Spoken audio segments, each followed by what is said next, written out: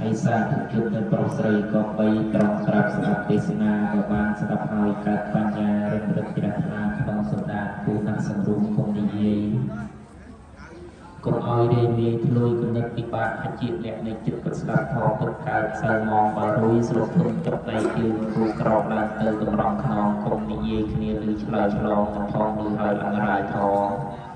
កើតជាតិខាងមុខជាកើថ្លង់ភ្នែកខ្វាក់ខ្វិនខ្វល់ទឹកមុខក្លើគូកើតខ្លាចតរៀងទៅកុំឲ្យនងសៅនៅអ្នកស្ដាប់ស្ដាយឲ្យសែនស្ដាយជាតិកំណើតមិនគ្រូកើតតែមានស្លាប់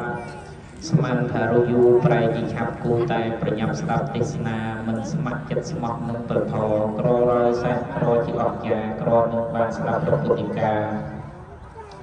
ក្រនោះហៅថាសែនមហាក្រដូច្នេះបរិស័ទទាំងប្រុសស្រីចូលតាំងស្មារតីខ្ទីងសោតាស្ដាប់នៅធម៌នោះធម៌ទេសនាកើតបញ្ញាគ្រានេះមិនបើកន្លងច្រើនឆ្នាំតើលោកអ្នកចាំបានសាងអ្វីខ្លះសាងបុណ្យកុសលរួមមួយចាំក្រាស់គូគិតរហ័សចាស់រៀនមានក្បួនរឿងឈឺគ្មានសិទ្ធិនឹងជីវបានគ្រប់ប្រាំងតែចាស់ជាធម្មតា